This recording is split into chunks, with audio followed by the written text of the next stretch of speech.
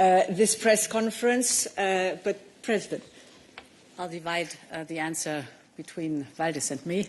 The first part of your first question, I think it is an important step forward that we have integrated in this loan the same principles like in SAFE, that we say, first of all and first and foremost, if possible, the procurement should take place in Ukraine, in the European Union, and in the EEA EFTA countries. Because for us, it is a lot of money. These are billions and billions that are being invested, and these investments should have a return on investment in creating jobs, in creating research and development that is necessary for us. We have in parallel to boost our defense industrial base for the sake of not only the loan, but also for our own security. So there's a strong interest to give a strong incentive, first and foremost, to procure in the described region. But, of course, Ukraine is at war with Russia and needs support timely. So if the capability is not available in the European Union or in the EEA, EFTA countries or in Ukraine, and not in due time, then it is possible to go outside of this region. And I think this is a very successful change that we have now introduced in the procurement rules. Commissioner, maybe on the second question, but we can go into details in the technical background. On a second question, so indeed our proposal also foresees interest loan subsidy for Ukraine, and this interest loan subsidy for Ukraine will be covered by the contributions to the EU budget of the participating 24 EU member states as regards this financing period, and indeed in the context of next MFF, a dedicated instrument to cover interest rates can be considered, but that will be part of the discussions concerning the next MFF. Thank you. And we take a question from an Ukrainian media, Vitaly. Thank you. Vitaly Sizov, Freedom TV channel. My question, I think, for Commissioner Dombrovskis. Ukraine said that they need this money already in April at the start of the second quarter. How do you expect to finalize all this process quickly to ensure that this is possible to send first money in April, balancing conditionality all? Thank you. Indeed, we are aware of Ukraine's both sizable and urgent financing needs.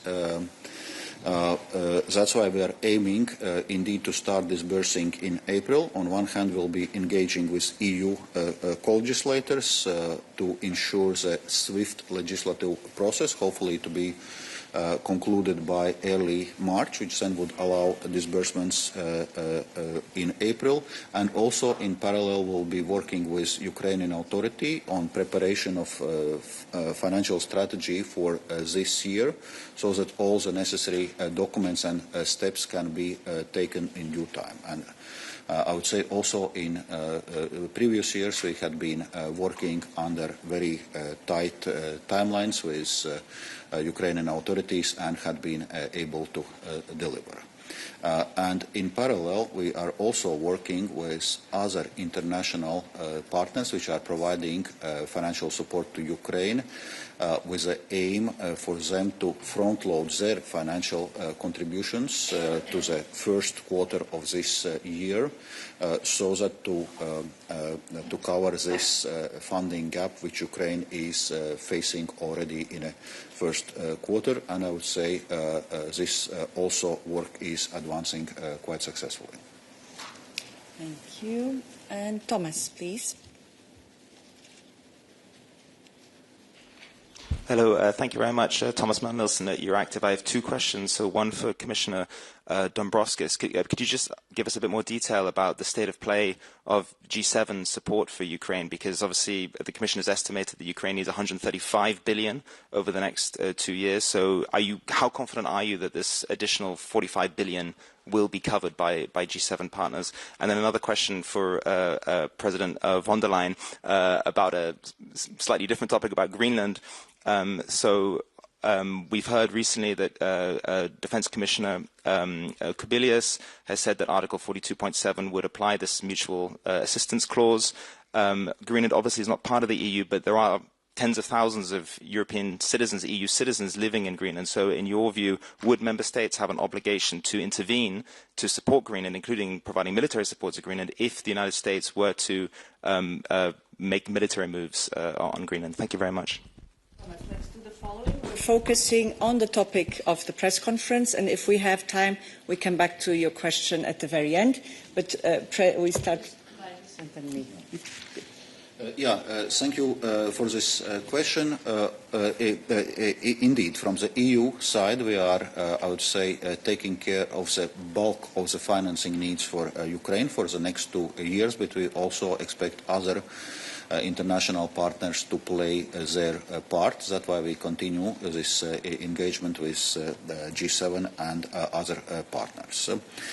First of all, next year, the delivery of ERA loans initiative will continue, and we expect some 9.7 billion euros to be dispersed through the ERA loans initiative next year by other partners, because from the EU side we fully disbursed our contribution already last year. We are working not only with G7 partners but also with other countries. For example, Norway is committed to come with a sizable financial contribution. Also, EU member states will continue to provide both financial and in-kind military support, and obviously also international financial institutions.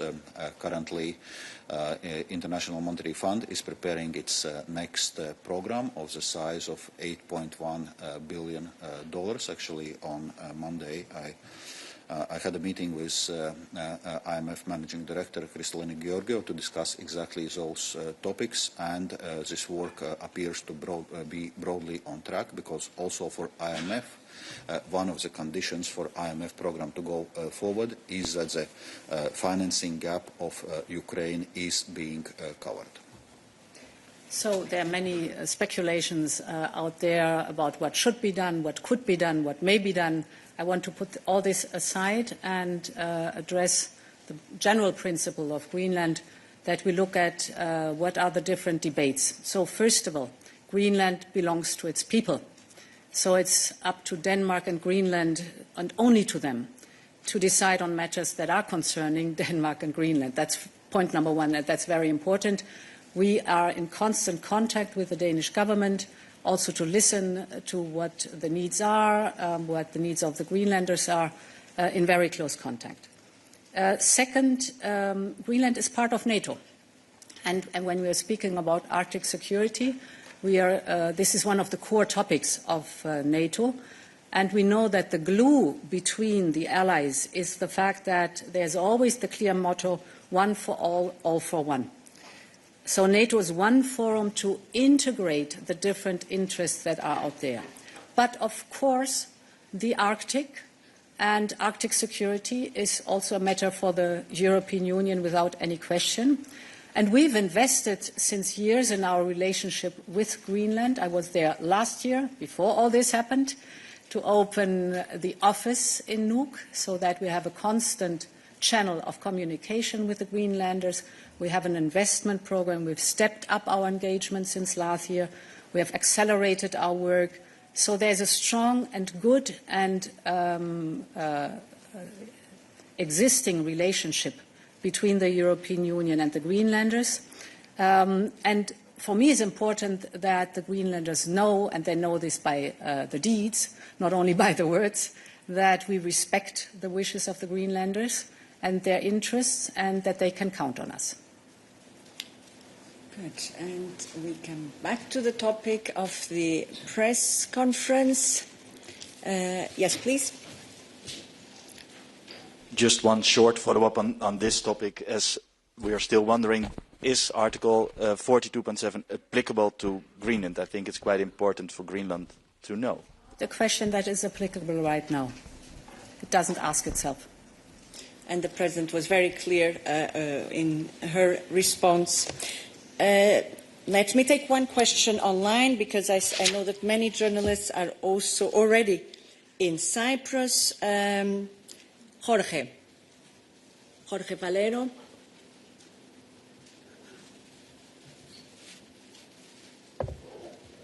Jorge, are you there? I see your hand. Now we need to see you on the screen. We see half of you on the screen. Can you hear me well? Now it's okay. Yes? Good. Go ahead. Okay. Yeah. The question for the President. The sound is very bad, Jorge. Can you hear me now? Sorry. Now it's Okay. better. Now it's better, but we also need to see you. Okay. I'm speaking close to the mobile. Sorry. So, question for the President.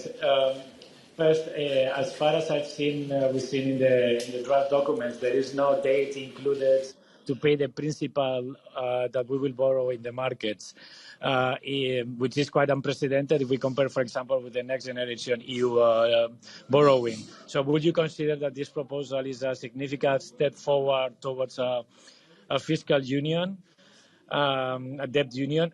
For Commissioner Dombrovskis, if you can just confirm that the proposal meets the necessary assurances requested by the IMF in order to approve the program. Thank you. So in extraordinary situation, for example, Next Generation EU, we have already done the EU borrowing for a very specific purpose. We do it here for the support of Ukraine, a very clear political priority that we have. And the fact that we have an enhanced cooperation here shows that there's a vast majority of member states that support this common engagement in EU borrowing to then have the means to support Ukraine.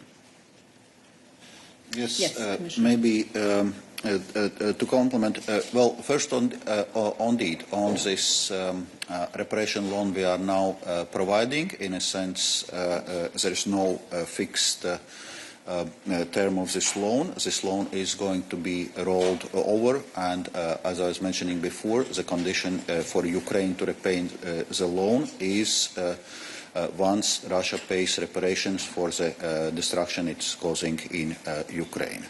And that's why it's important that part of this proposal is also, as I was mentioning, that the EU reserves the right to use cash balances from immobilized Russian assets to repay this Ukraine support loan. So that's important element, and also that we have now put this immobilization on Russian assets on a more stable footing until further discussion, so without the need to roll it over every 6 months.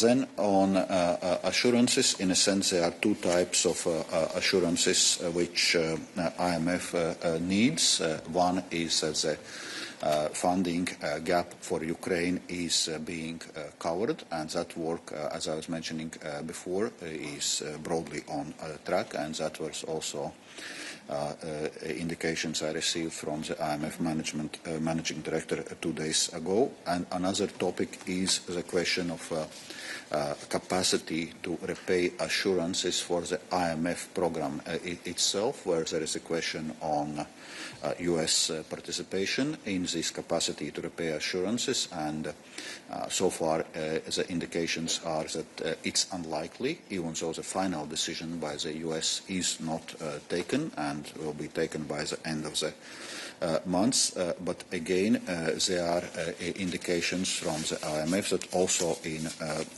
this scenario, other official creditors, including EU and non-EU partners, are ready to compensate for potential non-EU's participation. So also those capacity to repay assurances are going to be provided.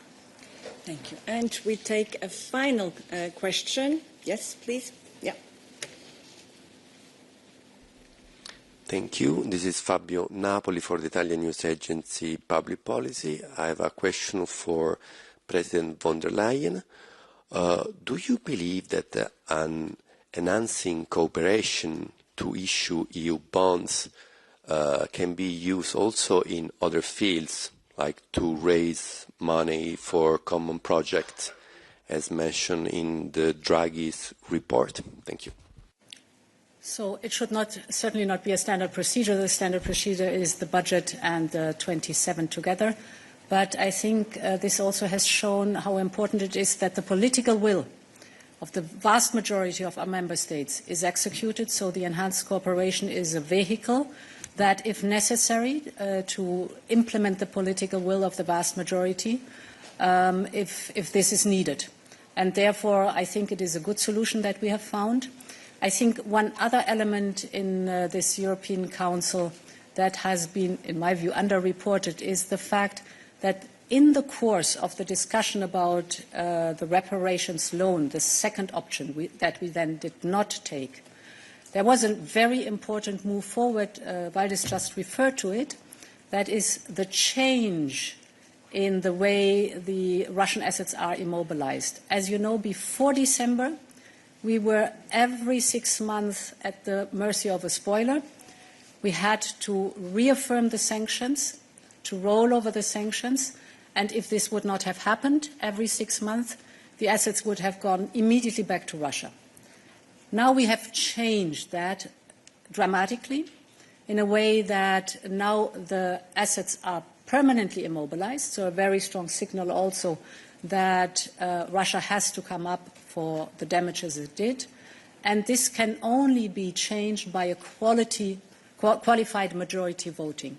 So very strong safeguards what the Russian immobilized assets are concerned. Thank you very much, President and Commissioners. Thank you for your participation. As said, there will be an occasion to ask you more technical questions at the technical briefing that will follow in 5 minutes. Thank you very much.